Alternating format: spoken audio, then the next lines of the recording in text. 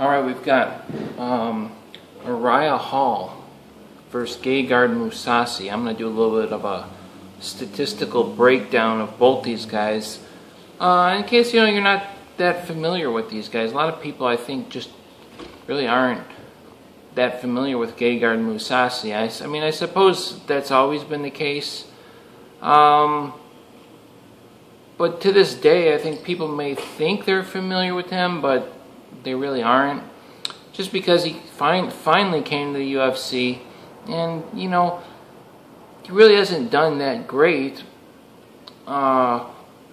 Considering his record and considering what maybe certain people have expected from him, but I don't really think anything is that much different. I mean, his entire career,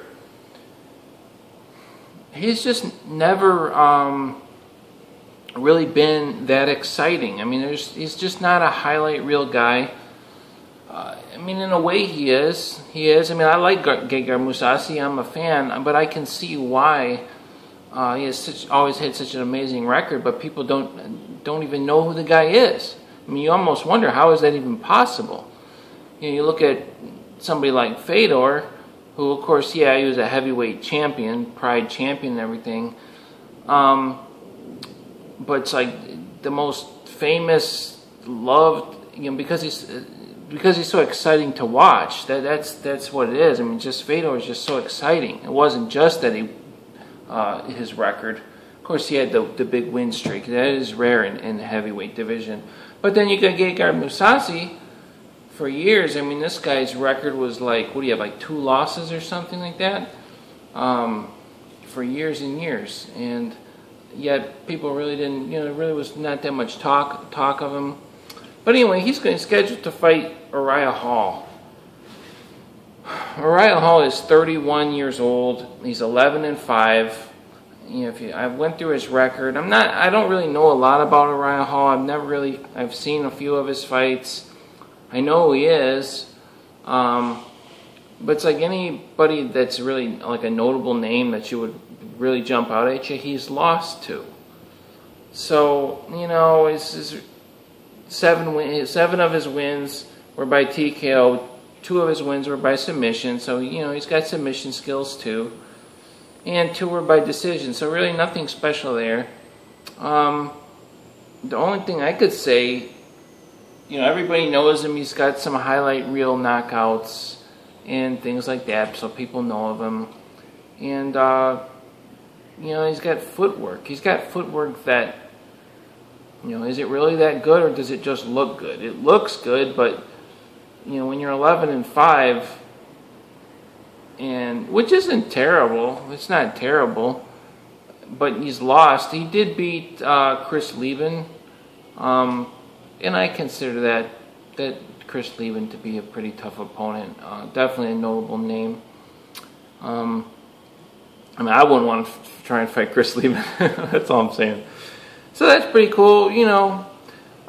He started fighting in 2005. At least on his record, and then his second fight wasn't till 2009, and he's only had 16 fights in all that time. All right, now Gegard Mousasi. Gegard Mousasi started fighting in 2003. He's only 30 years old, but the difference between these two guys.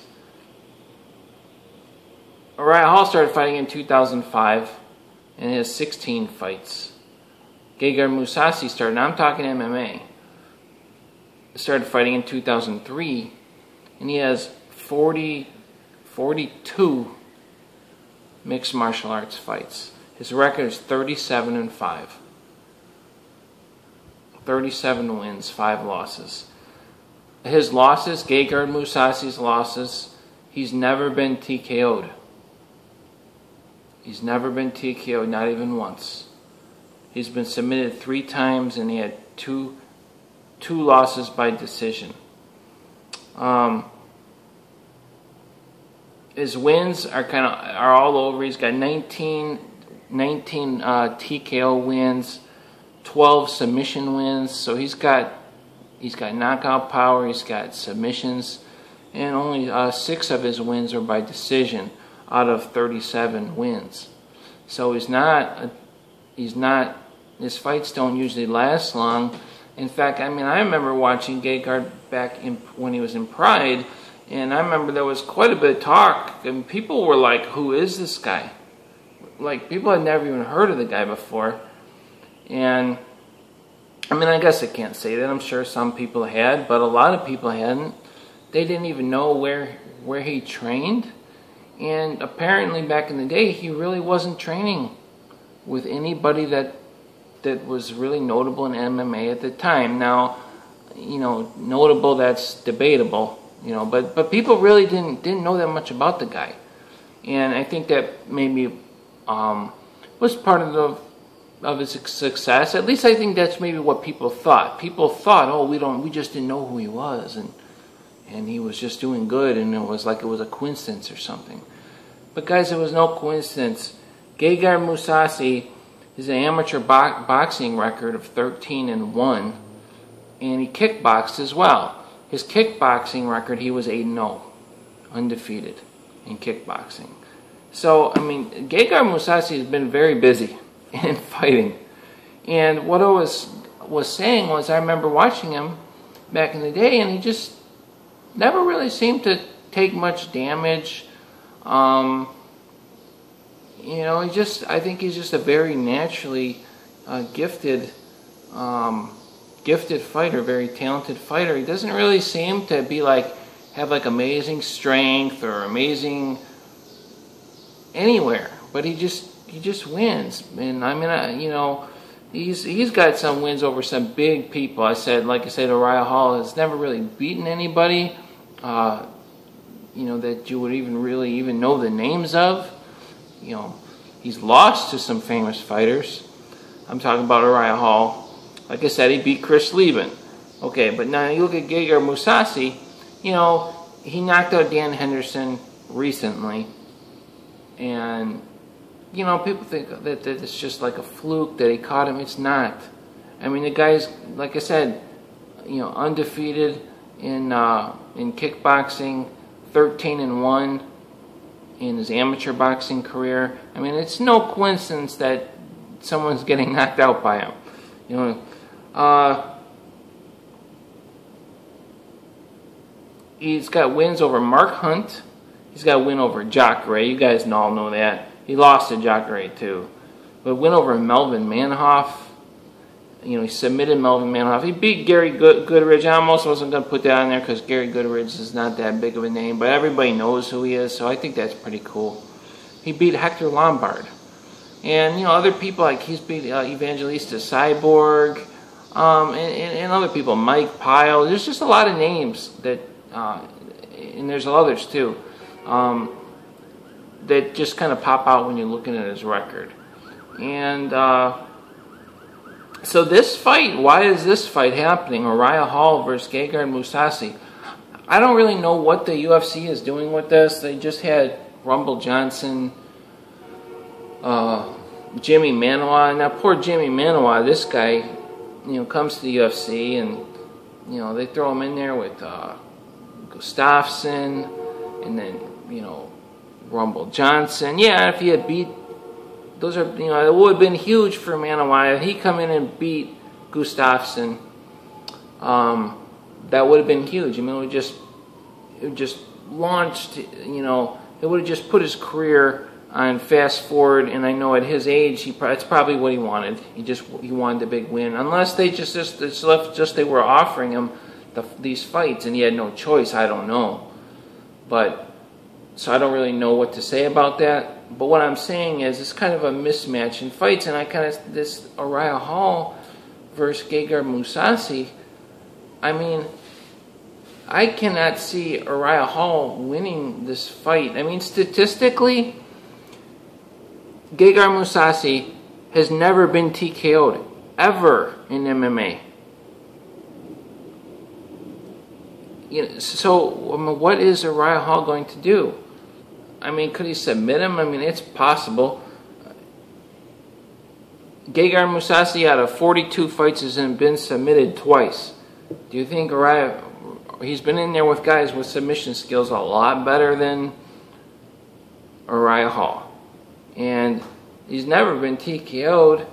I mean, could Uriah Hall possibly win a decision? Now this is, I'm going to look at what are the only possible ways that Uriah Hall could win. He could possibly win a decision. I mean, Gegard Mousasi lost to Machida. And that's with Machida doing his runaway thing. And that's just something that, you know, back in the day, because nobody did that stuff.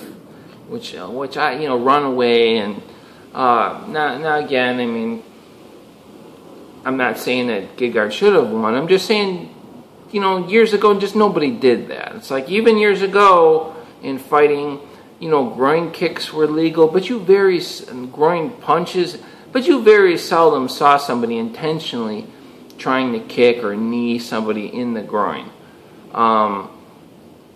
Just because, like, just certain things you just don't do. Like, you know, I mean, if you were in a fight, like seriously, a mixed martial arts fight where people are watching, if you're defending your life against someone who's trying to kill you, yeah, but most people just aren't going to do that.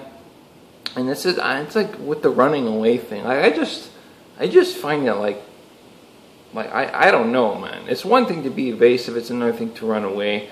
So you know, Uriah Hall does have very good footwork. Is he going to look at that Machida fight and try and emulate it?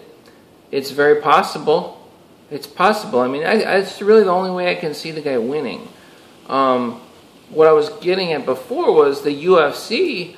What is their intentions with putting these fights on? And I don't really know, other than they're just maybe trying to mix things up.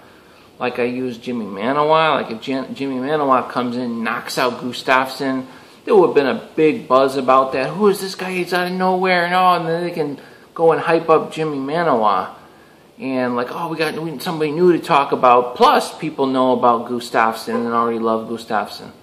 So now you got, everybody loves Gustafsson already, and now you got somebody else for people to get excited about. So maybe that's what they're doing. But the thing is, that's not happening. I mean, these mismatches, these guys are going to lose. I mean, Uriah Hall, this guy is going to lose against Gegard Mousasi. I mean, like I said, anything could happen. But I can't imagine what the odds are going to be, the betting odds. Anybody that really knows fighting. Of course, Gegard Mousasi, this last couple of years, you know, he hasn't really maybe looked as great, and his record isn't as great if you look at it just from previous years. But still, it's this should be an easy win for him. And I just kind of wanted to give you guys some statistics, you know, rather than just say, oh, this guy's going to win or whatever. So, and I'll see you guys later.